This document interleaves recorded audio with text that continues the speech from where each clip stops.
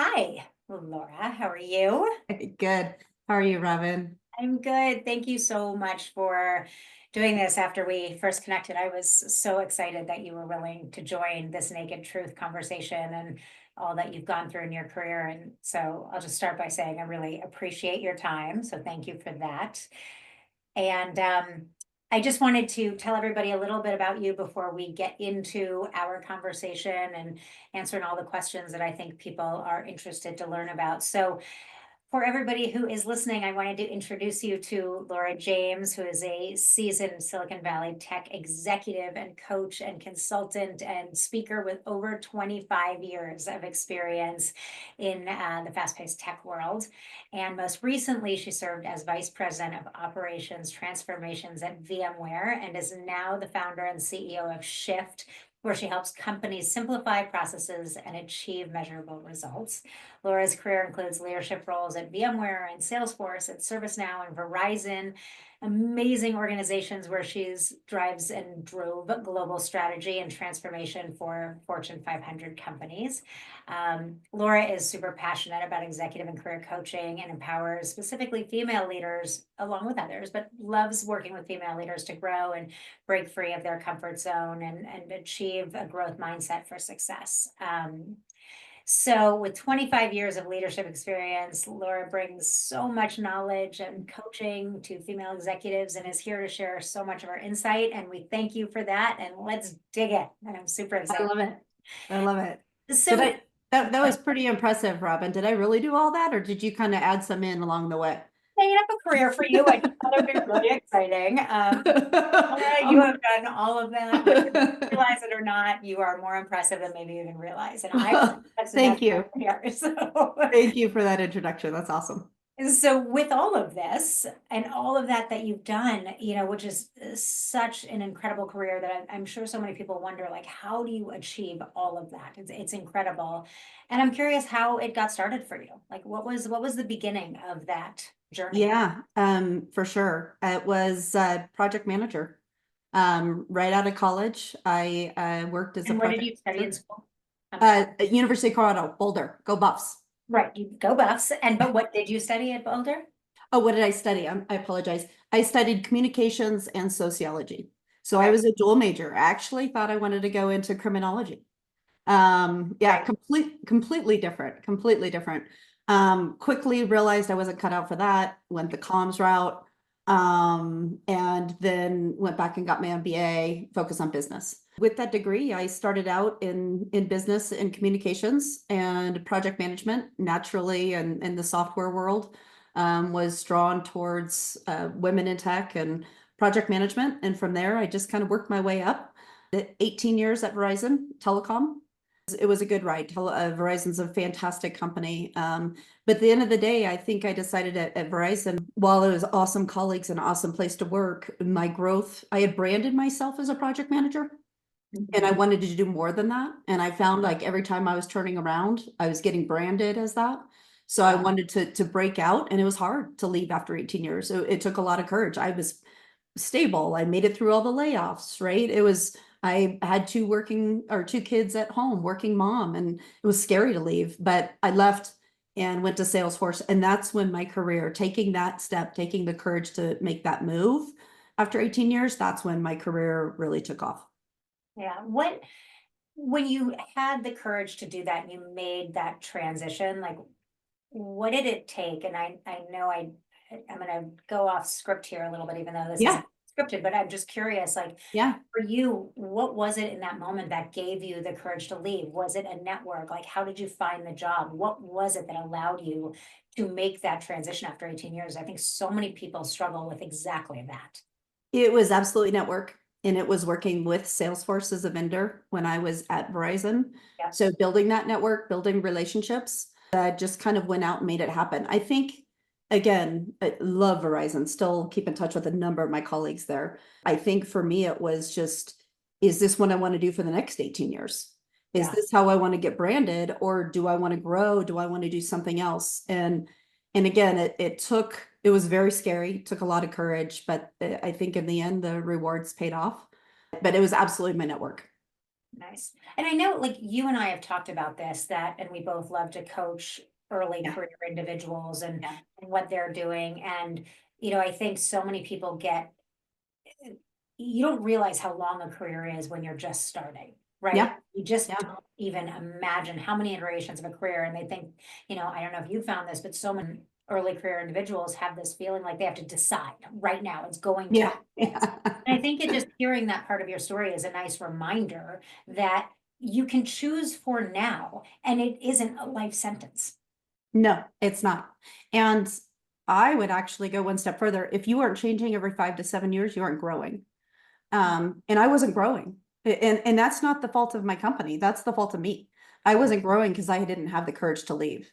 So I actually advocate for people to go other places. And, nowadays, every 5, 7 years, I look at as that as a positive on a resume versus a negative on a resume. I do too. It's funny, I was talking to somebody today and she's a chief legal officer or she's actually general counsel and becoming a chief legal officer. And I was saying to her, you know, she's been there 8 years and I'm like, yeah, in the next 2 years, you have to go.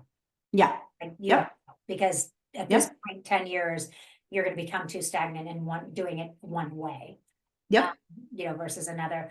So when you think about that and just expanding on that, when you think about advice that you would give to your younger self as Yeah. you're growing through this career, and whether that was 5 years ago yet self or 10 years ago self, like other than make sure you're constantly growing, what advice would you have for your younger self that you've learned along the way? First, I would say work-life balance is not realistic. I know that kind of breaks the mold and everyone talks about, oh, we offer work-life balance, and balance is individual. And I think balance has to be defined by the individual and what that means, and to break stereotypes, right, of being a working mom, and to break those molds. I remember many, many days in our friend group, I was one of the few that wasn't staying home with my daughters. Yeah. And I perceive that as, am I doing something wrong? Is something wrong with me that I want this career and I want to go out and work? And, meanwhile, they're all getting together and taking their kids to the park and spending all this quality time and inviting me, but I can't go because I have a meeting and I have to drop my kids off at daycare. And, oh, is daycare good for your kids? And, all of that mom guilt. I would Yeah. say that, Yeah. yeah, guilt. It truly is guilt in working through that. So for those in your early career that are thinking about having children or have children, I would just say, like, the notion of balance is unrealistic. There's truly never balance. And I think it's kind of how you ride that seesaw of life in your Yeah. career Yeah. versus and holding on, probably holding on more than just riding it. Yeah. Because Yeah. it's gonna slam down on one side and you're gonna get catapulted off the other. That's guaranteed. That's right. It's which thing is winning in the moment, you know, Exactly. something has to fall, right? Something Exactly. you can't, maybe we were 100% in our lives before when we didn't have competing priorities, but at this point, as working women, you can't be 100% in multiple things. And I think Yeah. that what I have heard, and I'm so glad you brought this up because there's so many women I talk to, and I constantly hear, I just feel like I'm not good at anything. Yeah.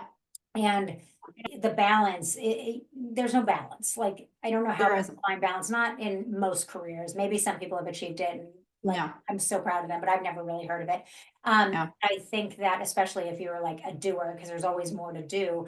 But I Yep. think the concept of boundaries is interesting, Yeah. you know, Yep. and it's not necessarily balance, but like, at what point will you insert a boundary because you just have to at a certain point? Like you cannot work every night until midnight and make a gourmet dinner and da da da da. So like, Yep. okay, so 3 nights a week, are we just gonna not make a full dinner? Are we gonna Yeah. not sit at a full dinner? Like, where is the boundary for you? And everybody's boundaries are gonna be different, but I think the concept of boundaries versus balance might be, I'm I curious what like your that. thoughts are on that topic. No, no, I like that. And I've had to ask for what I want and set those boundaries multiple times over. If I didn't ask for, hey, true story. Hey, I've been on the road for the last year at Salesforce, when I was at Salesforce, on the road, sitting with my clients there day in and day out. Well, I had a 14-year-old and a 17-year-old or 13 and 16-year-old at home. That was tough, right? but it was, and if I didn't have the courage to say, the boundary for me was, hey, I've been doing this for a year. What can we do to pull me off the road for a little bit, but still support my career? Right. So it's that boundary, but it's the courage to ask for what you want as well, I think. Yeah, it is. It's proving yourself and then asking and Exactly. the time to ask. Well, so when do you think, if you were to take that note and give advice on, because I Yeah. think asking for it, people have so much fear that if they ask for it, they're gonna be like, well, they're gonna promote my male counterpart who's not asking, or my female counterpart that doesn't have to create this boundary because she has a different scenario in her outside of work life. Yeah. So what do you think the key is to asking for those boundaries to be put in place? What does it take? What advice can you give people who are just so desperate to ask that question but scared to do it? Yeah. So I think it's knowing your worth and valuing your worth, and in understanding the worth of who you want to speak to those boundaries about. So what I mean by that is, if you don't want your counterpart to get that promotion, understand your worth and understand the confidence you have in what you've proven. And if your boss or your boss's boss isn't willing to see that, then there's always another job. I left Salesforce and went to ServiceNow, right? And had more growth there. Even again, you have to navigate your own career. Salesforce is an amazing company. And I would go back there in a heartbeat. I love Salesforce. But at that time and at that moment, you have to navigate your own career, and you own that career. And understanding your worth and what you bring to the table and defining that worth, defining your measurable outcomes, being confident in those measurable outcomes helps you ask for what you want. 100%. And practicing, right? Yeah, and I think bringing this back to your consulting business, if you can't find that within yourself, Yeah, being in a coach like you that can help you, who's gone through it, who can give you the advice from the outside, because it is sometimes hard to see it as a first person or to not feel that fear. And I think, working with people like yourself in a coaching capacity, to see that, to understand it, to yeah, navigate that is such a big win, and not something everybody thinks they have access to or can do or needs their company to do, or will come up with a million for excuses. sure. I mean, I've seen it and I know you've seen it. For sure. It makes a massive difference when you have a cheerleader outside of your own organization helping you along the way. Oh, for sure. And a majority of my clients are women. A majority of my clients, what I see day in and day out is they lack the confidence and they lack the courage.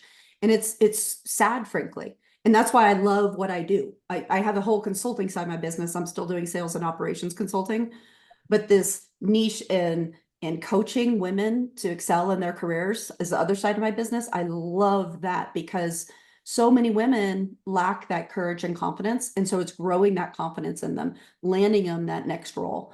Yeah, so it's fun stuff. It's great stuff to do. And before we leave, I want to hear a little bit more about the other side of the business so people Yeah. can hear about that as well.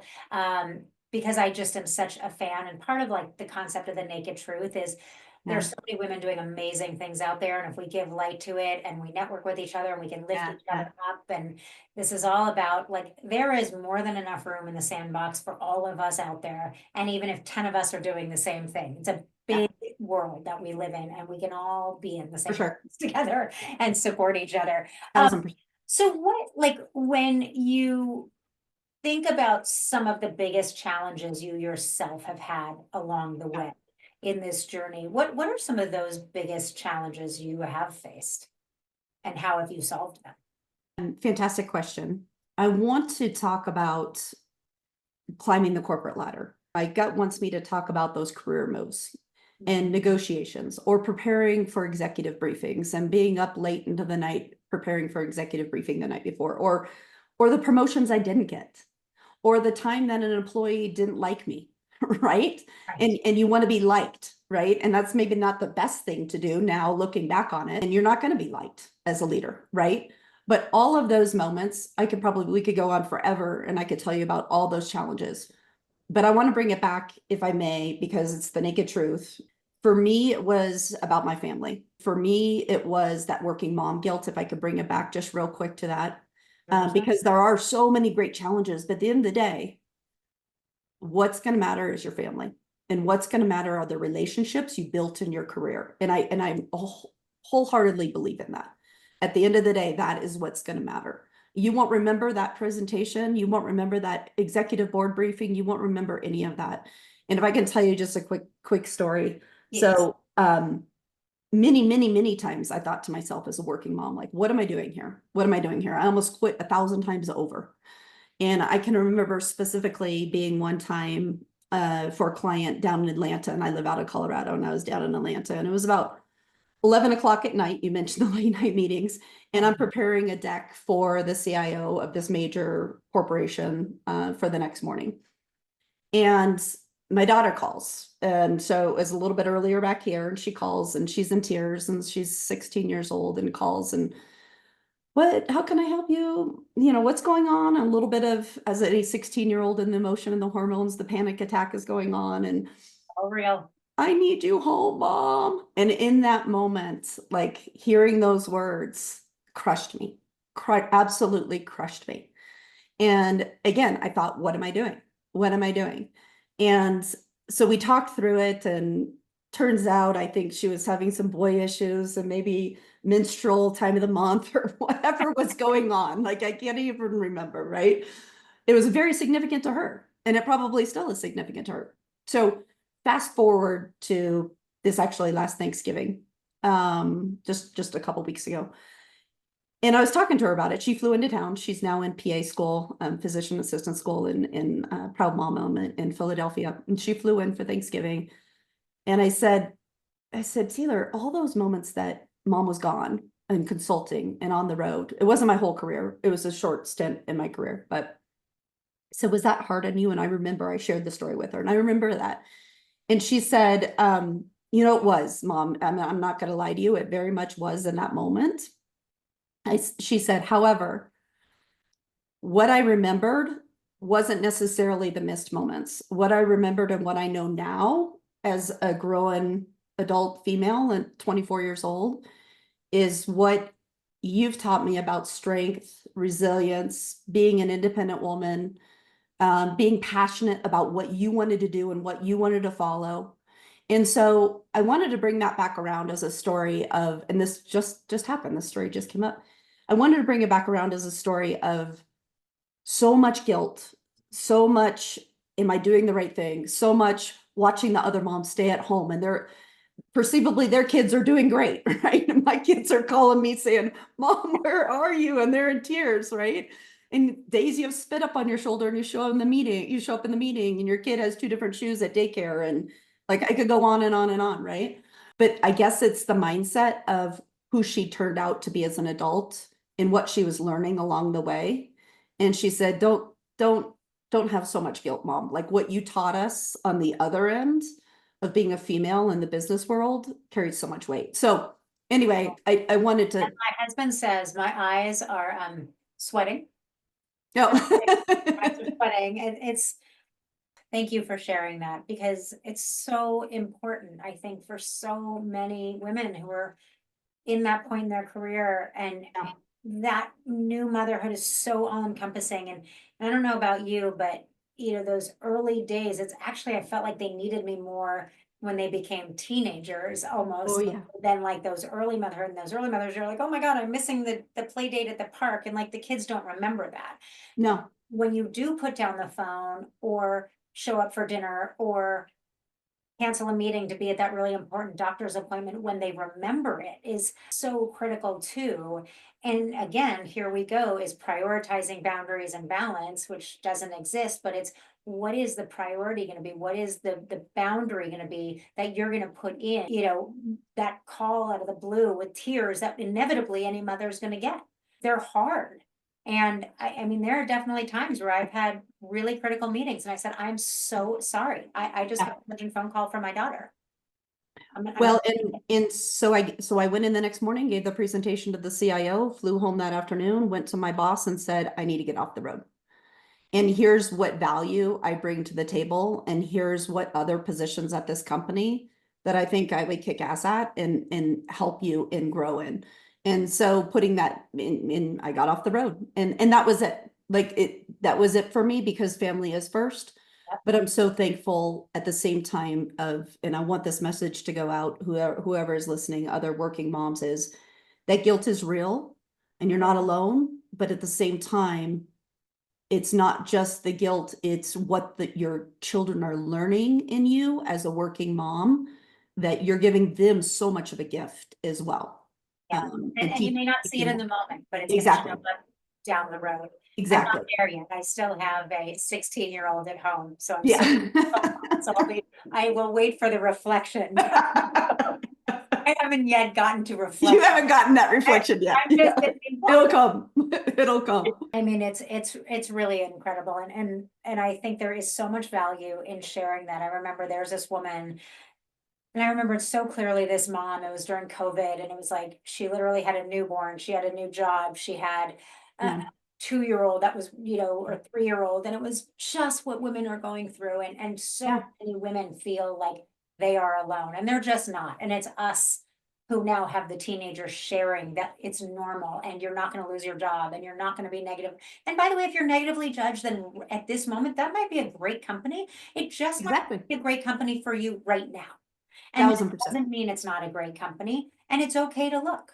There's a million companies. I used to recruit for these big Fortune 100 companies and call people all the time. And I'm like, it's right for certain people. And if you are like this at this time in your life, it's right. And if you're not, it's okay. Yep. It's just not right for you right now. Yeah. There's always a right out there. So I think that's also a really important message. And to remember, if you're in a company and they're not seeing you for the value you can bring, or giving you the ability to put the boundaries around you, what you need to be who you need to be in your family life and your work life, then it just might not be the right company right now. I agree.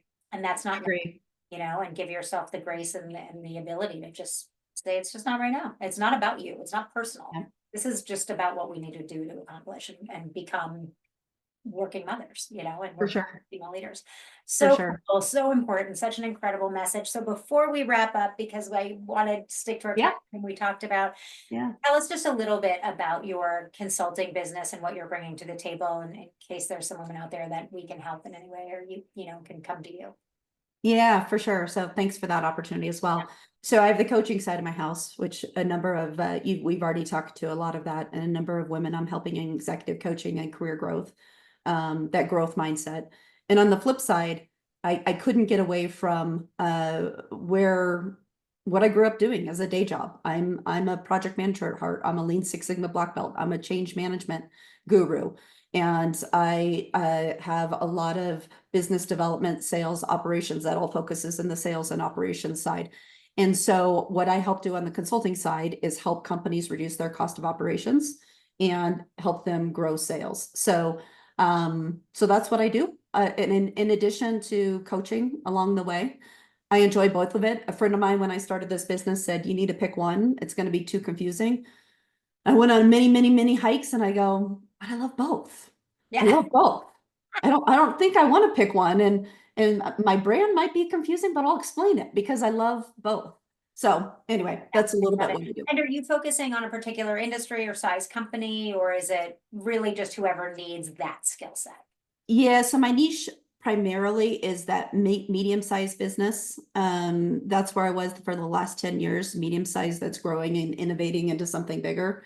That said, I've had small, medium business reach out to me and said, hey, I have a sales team of 5. Can you come in here and help me scale and help me put some process and organization around it? And absolutely, I'll come in and do that as well. But that medium-sized enterprise tech, telecom, manufacturing is kind of where I sit.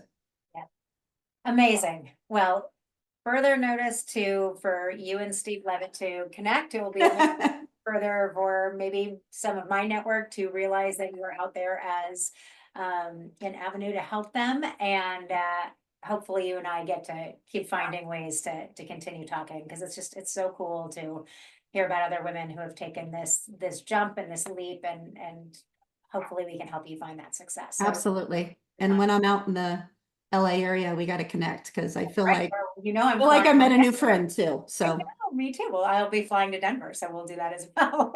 Awesome. All right. Well, thank you. And okay. I appreciate your time. Thanks, Robin. You take care.